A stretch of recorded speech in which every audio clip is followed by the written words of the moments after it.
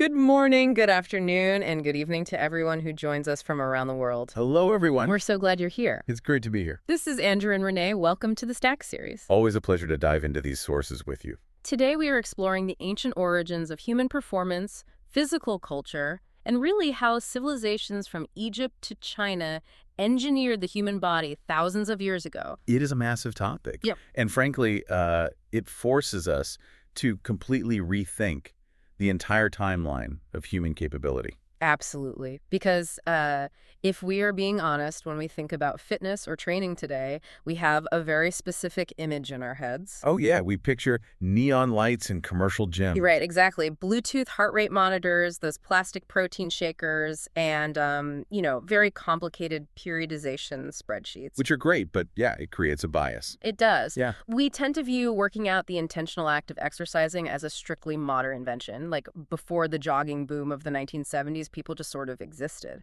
Right. There is this persistent bias that the ancients were just naturally fit because life was hard.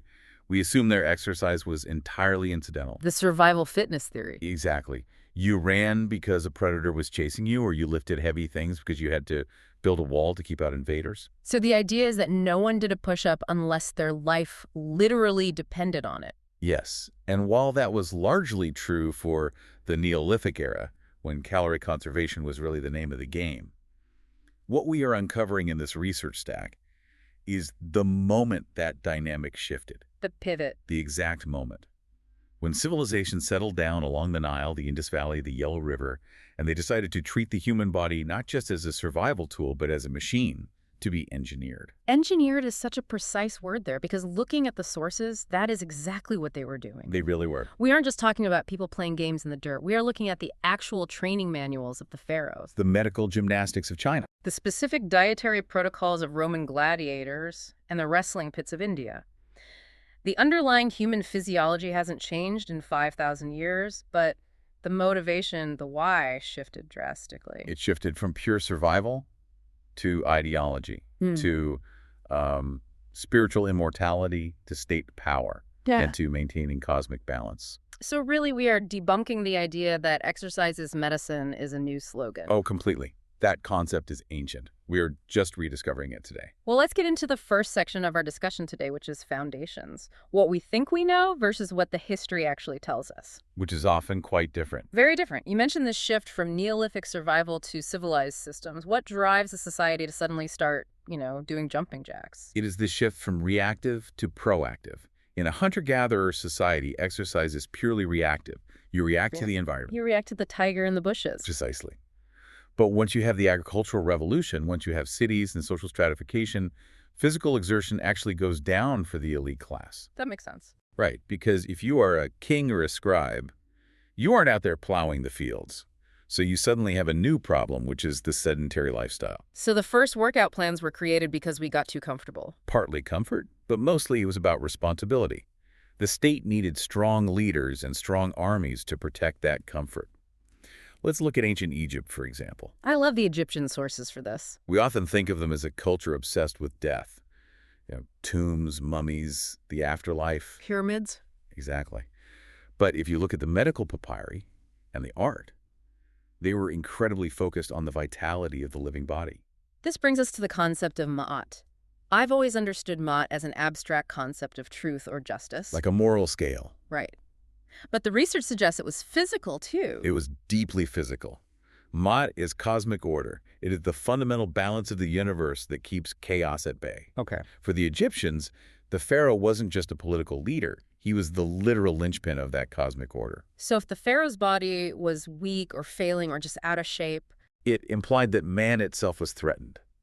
The universe was at risk. So the king had to be swole to keep the universe from collapsing. In a very literal sense, yes. Yeah. This wasn't vanity, it was theology. Wow. Look at the Hebsed Jubilee. This was a massive festival held after a pharaoh had reigned for 30 years. And 30 years back then was a long time to live, let alone rule. Exactly. So it wasn't just a feast where everyone eats dates and drinks beer. The central event required the pharaoh to physically run a ritual course flanked by the gods. To prove he still had the vigor to maintain Matnat. Right. To prove he wasn't deteriorating. It's essentially a VO2 max test for political legitimacy. Precisely.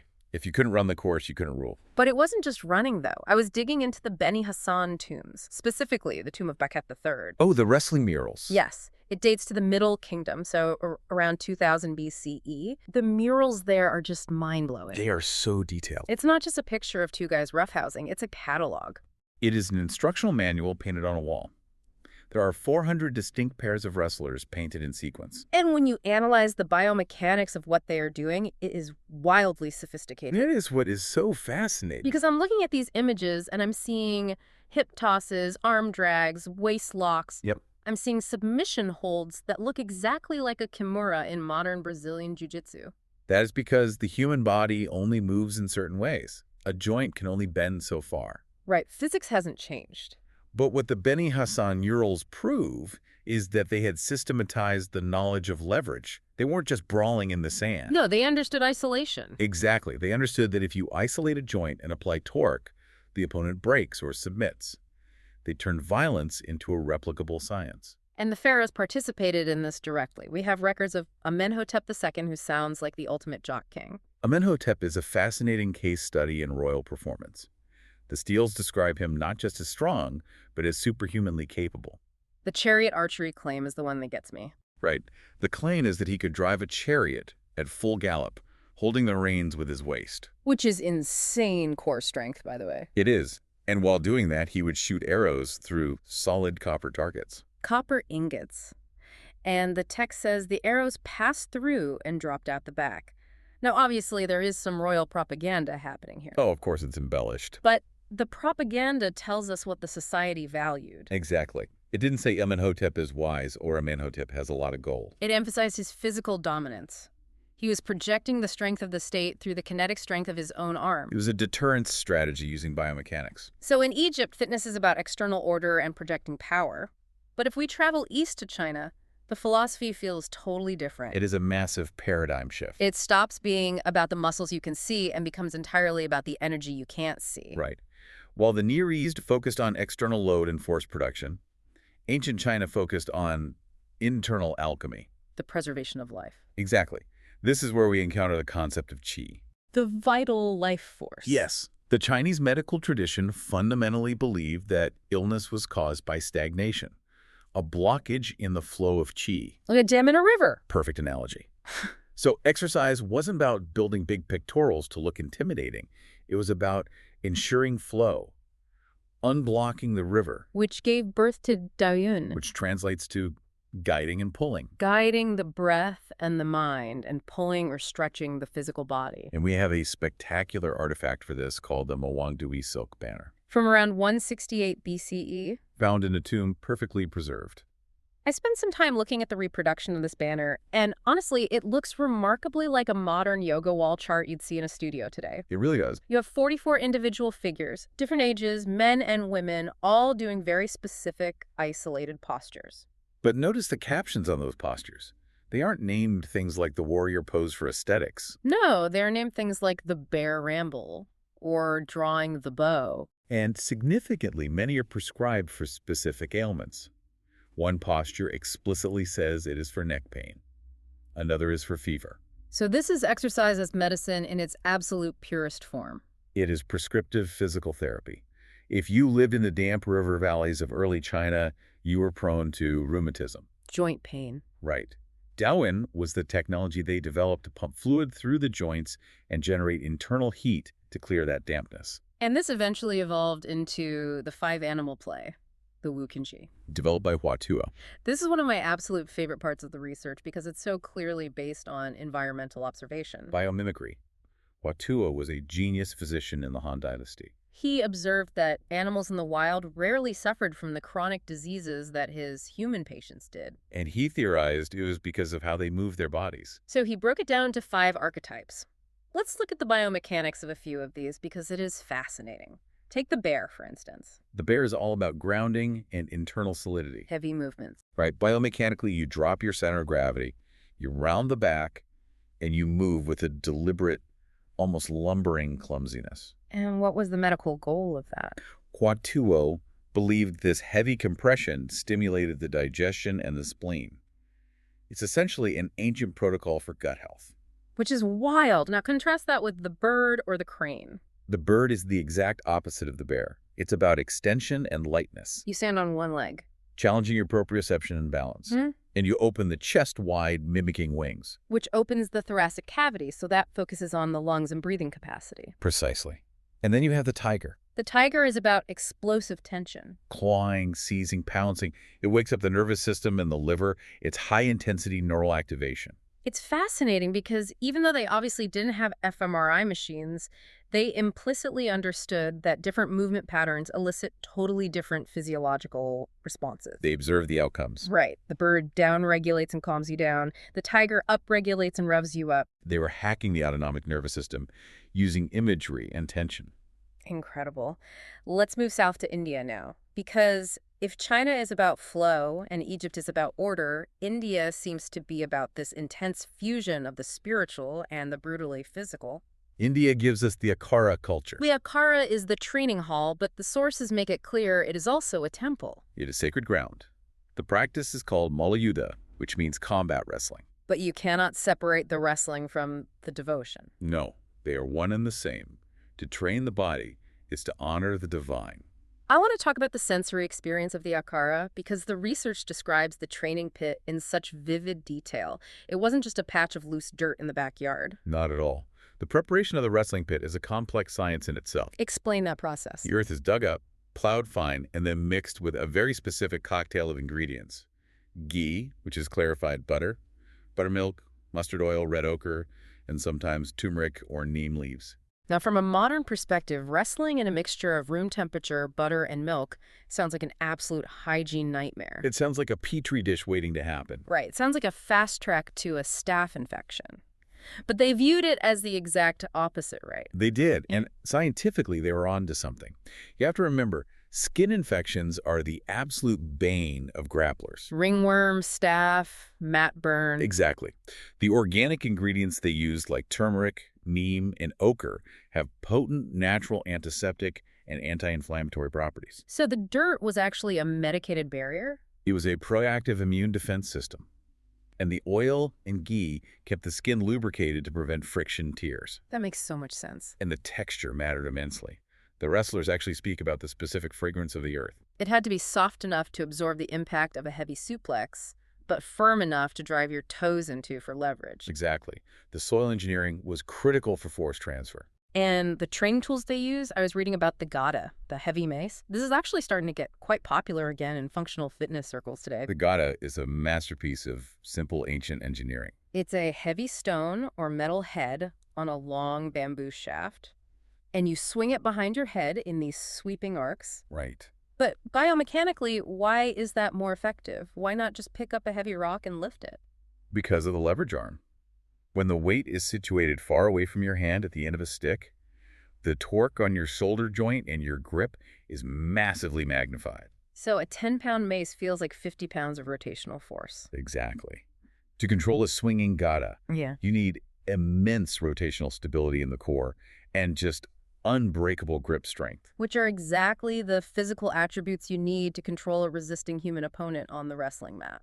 It creates that specific wrestler strength, where you grab someone and they just feel like they are caught in an industrial vice. It's functional strength in 360 degrees. Not just moving up and down in a fixed plane like a modern gym machine. Now, we can't talk about ancient human performance without visiting the absolute celebrities of the ancient athletic world. The Greeks. The inventors of the gymnasium. The original fitness influencers. But the Greek gym wasn't just a place to go sweat for an hour and then leave. It was a foundational civic institution. It was the beating heart of the city-state. The word gymnasium comes from gymnos, meaning naked. And that's the first thing we have to acknowledge. They trained and competed completely nude. Which, aside from the obvious physical vulnerability, is a massive cultural and political statement. It strips away class markers. It does. Yeah. But it also connects directly to their core philosophy of kalokagathia. Break that term down for us. Kalos means beautiful. Agathos means good or virtuous. So beautiful and good. Right. And for the Greeks, the two concepts were inseparable. You couldn't have one without the other. A beautiful, well-trained, functional body was physical evidence of a disciplined, virtuous mind. So you couldn't be considered a good politician or a serious philosopher if you let your physical body go to waste. It would imply a lack of mental discipline. Which perfectly explains why historical titans like Socrates and Plato were essentially hanging out at the squat rack. Literally. Mm. The famous Academy of Plato was fundamentally a gymnasium. They would wrestle, run sprints, bathe, and then sit down under the olive trees to discuss high metaphysics. The mind and the body were quite literally trained in the exact same room. It was holistic education. But then the Romans come along, and as they seem to do with everything, they take the Greek model, strip out all the philosophy and poetry, and turn it into a weapon. The Romans had absolutely zero patience for kalokagathia. They didn't care about looking beautiful. Not at all. They cared about virtus. Manliness, courage, utility. Utility to the state. That is the key phrase. The Roman ideal wasn't the Olympic athlete. It was the legionary. And when you look at the daily training loads of the Roman army, it is frankly terrifying. It borders on the impossible. I was looking at the marching requirements. The standard pace, and to be clear, this is not the forced march, just the standard daily pace, was 30 kilometers, about 18 miles, In 5 hours. while carrying 30 to 40 kilograms of gear. Let's paint that picture for the listener. Okay, so you are wearing heavy hobnailed sandals, you have a chainmail shirt or segmented plate armor, You are carrying a large wooden shield. 2 heavy javelins, a short sword, a dagger, plus a pickaxe for digging the trench for the camp every single night. And rations for 3 days and a bronze cooking pot. And you are doing a half marathon loaded with 80 pounds of awkward gear every single day. The physiological adaptation required to sustain that is immense. It's beyond just fitness. Right, Yeah. we are talking about an incredible aerobic base, obviously, Yeah. but also structural durability. Their bones and connective tissues had to remodel and become like steel to withstand that repetitive daily load without stress fractures. And they had a training method for combat that I think is just brilliant. We call it contrast loading today. Yes. Vegetius, the Roman military writer, explicitly explains this in his manuals. When they trained for sword fighting in the Campus Martius, they didn't use real weapons. They used wooden wasters, practiced swords and wicker shields that were intentionally weighted to be double the weight of their actual battle gear. Double the weight, so you train heavy and fight light. Exactly. This utilizes a well-documented physiological phenomenon called post-activation potentiation, or PPF. Explain how that works in the body. When you swing an abnormally heavy object, your central nervous system recruits high-threshold motor units, the big, powerful, fast-twitch muscle fibers. Because it thinks it needs maximum force. Right. Then when you put that heavy weight down and immediately pick up a lighter one, the real steel sword, those high-threshold motor units, are still neurologically primed. They are still firing. So the real sword feels incredibly light, It feels like a feather. and your hand speed increases dramatically. You are quite literally moving faster than the enemy who only trained with standard weight. It was a neurological hack. It's the exact same logic as a modern baseball player swinging a bat with a heavy lead donut on it while waiting in the on-deck circle. Precisely the same biomechanical principle applied 2,000 years ago. That brings us perfectly into the second section of our discussion today, active debate. Where things get contentious. Very, because while we have these incredible systems, the ancients did not all agree on how to use them. There were massive arguments about diet and recovery. The ancient comment sections would have been absolutely vicious. Oh, for sure. Let's talk about the diet wars. The common assumption today is that ancient warriors were massive carnivores. Right, the whole paleo fantasy. Men eating raw steaks and organ meats by the fire. And for the early Greeks, specifically the heavy wrestlers, there was some truth to that, right? There was. There was a famous shift attributed to a trainer named Dromius of Tympholos, who forcefully advocated massive meat consumption for explosive athletic power. But then we look at the gladiators, the most universally feared killers in the Roman world. We have actual forensic evidence from a mass gladiator grave in Ephesus. And what were they eating? Barley, beans, oatmeal. Pliny the Elder even referred to them mockingly as hordearia. The barley men. So the most dangerous men in the Colosseum were essentially vegans. Predominantly vegetarians, yes. The bone analysis from Ephesus showed extremely high levels of strontium, which is a trace mineral that comes from eating plants. No, why? I have to play devil's advocate here for a second. Wouldn't you want high protein for muscle repair if you were literally fighting for your life every week? You would, and they did get protein from the beans and legumes, but there are two primary reasons for the massive carb loading. Okay. One is simply economic. Meat is very expensive and gladiators were slaves. But the second reason is strictly functional and it's a bit gruesome. They wanted to get fat. They wanted a thick layer of subcutaneous fat. Explain the logic of that in a sword fight. Think about it. If you are very lean, shredded, like a modern bodybuilder, and someone slashes you with a sharp blade, they instantly cut through fascia, muscle tissue, nerves, and arteries. You are immediately disabled. But if you have a thick, soft layer of fat... It acts as a biological armor. Exactly. The Huh. blade slices deep into the fat layer.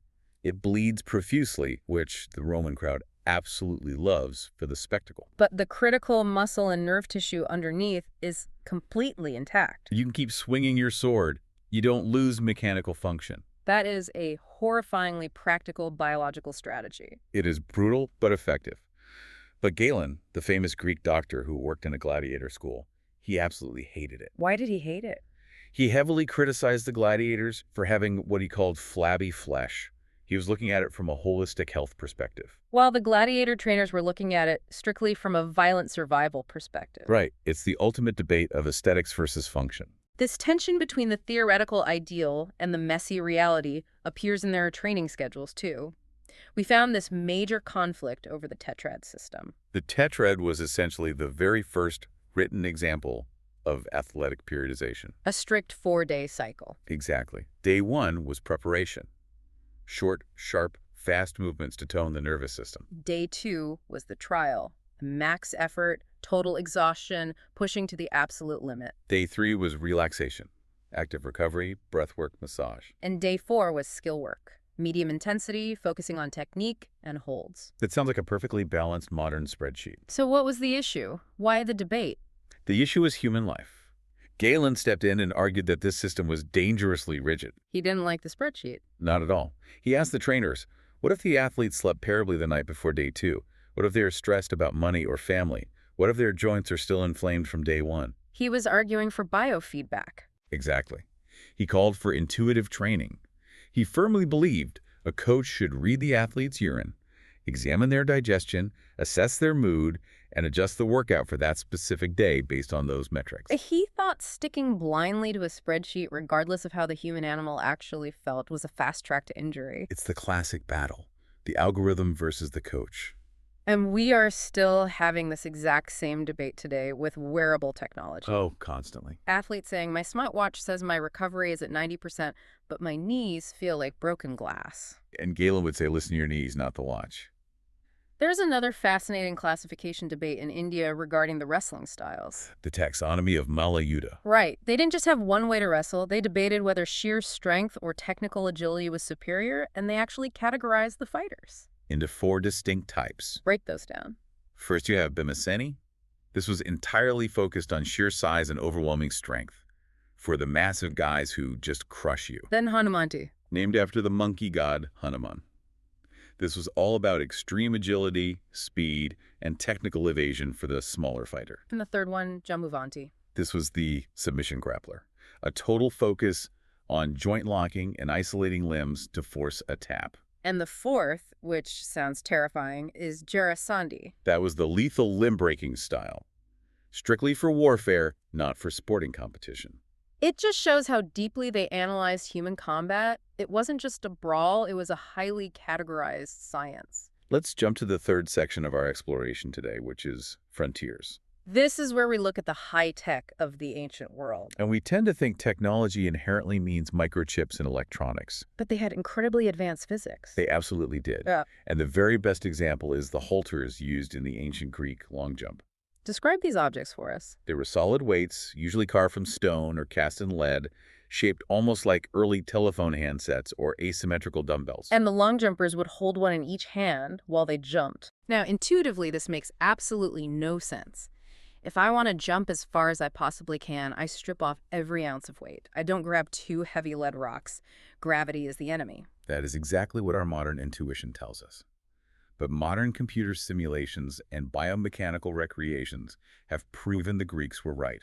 The simulations show that if you use the halterist correctly, you can actually add up to 17% to your total jump distance. 70% is a massive competitive advantage. How does that work? Explain the physics of jumping with weights. It's all about vector mechanics and maximizing impulse.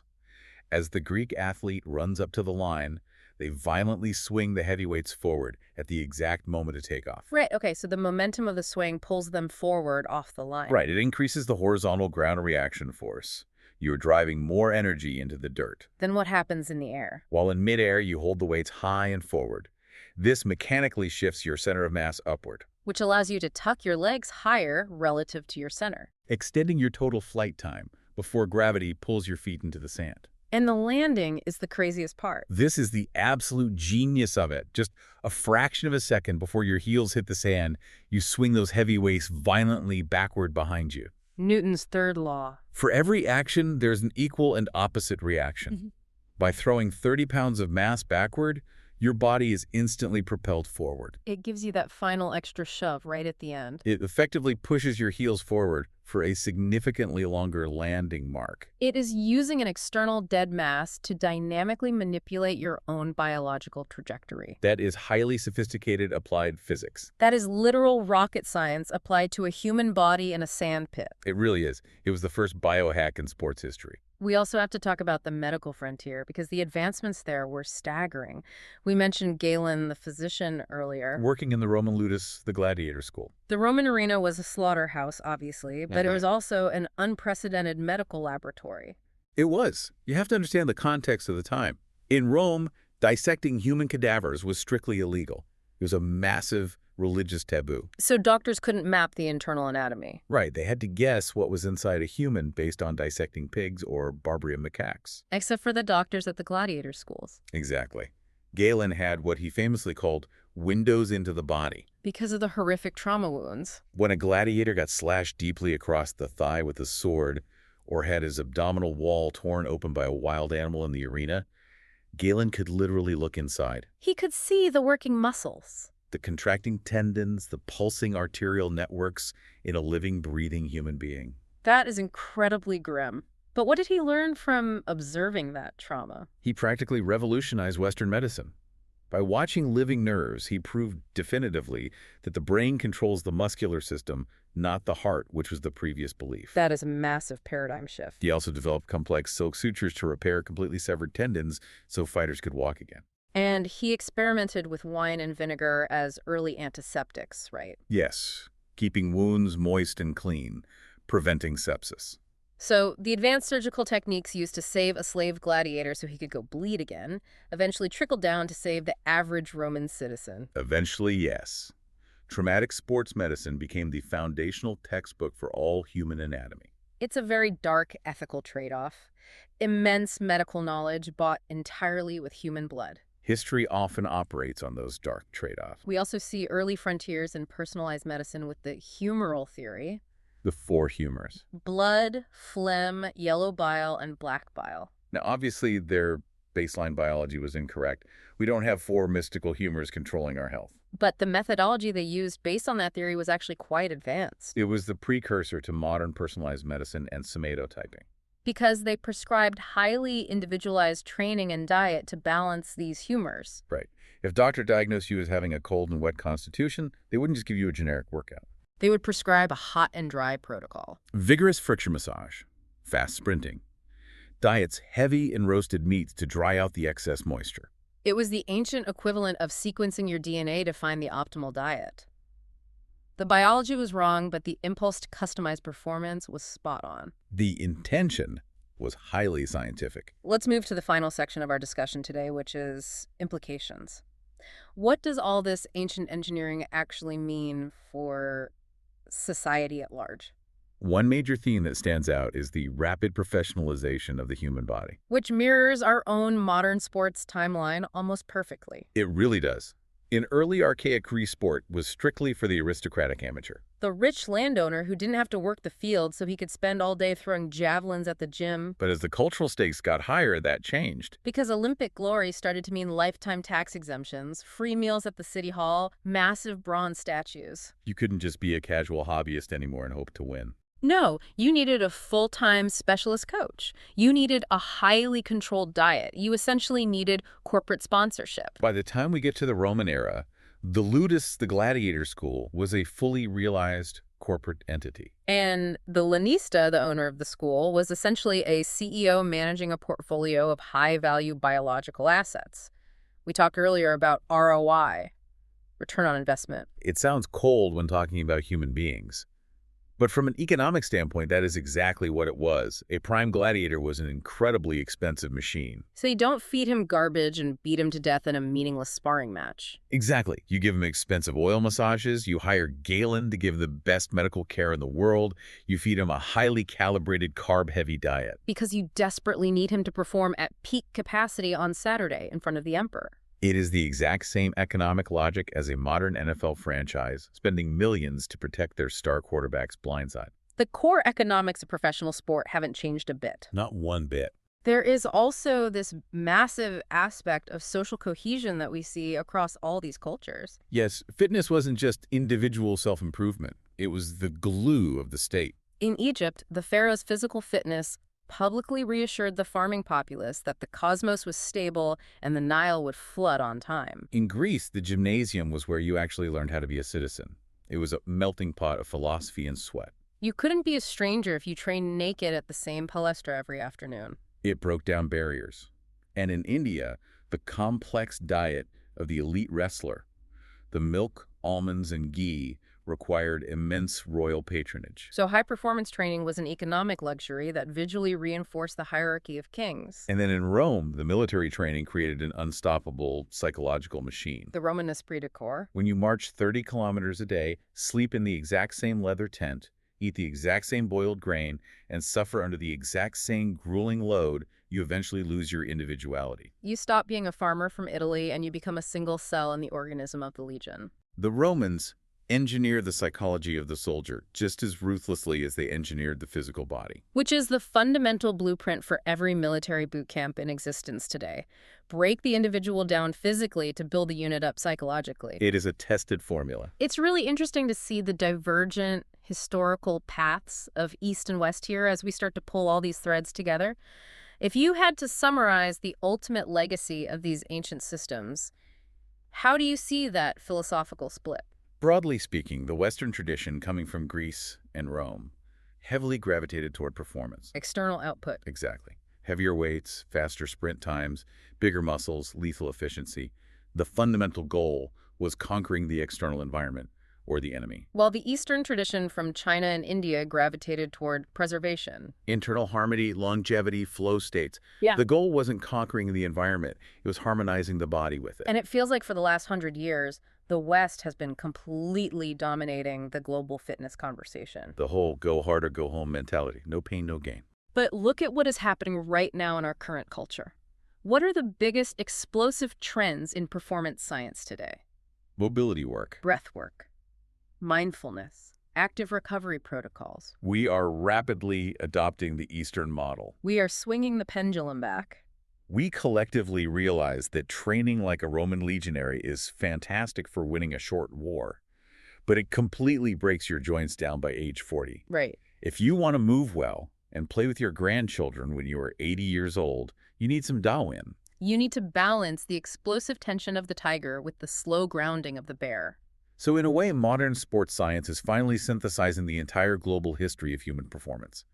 We are trying to build the complete human by stealing the best ideas from all these ancient empires. That is the ultimate goal. So what does this all mean for you listening right now? Think about it. Whether you are hitting the squat rack after work, going for a long trail run, or just doing some basic stretches in your living room, you need to realize that you are part of an unbroken lineage that goes back 5,000 years. You are actively participating in the oldest human project on Earth, the deliberate attempt to hack our biology, to be stronger, faster, and more resilient than raw nature ever intended us to be. And maybe, just maybe, try swinging a heavy mace or doing a bear walk next time you train. See if the ancients knew something your fitness app doesn't. Just be very careful with the heavy mace indoors. Don't break your television.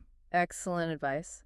Before we wrap up, thank you to all our partners, sponsors, and scholars who made this podcast and the research possible. We're truly grateful for your support. It takes a massive village to dig up and translate this history. And to our listeners, thank you for being part of this journey with us. We hope you enjoyed today's discussion. If you did, be sure to subscribe and support us in Patreon. And of course, you can write to us in comments if a specific topic needed to be covered, which help us all to grow. We really do love hearing your suggestions for what to look into next. Until next time, stay curious, keep learning, and let the search for wisdom guide you forward. Have a great day.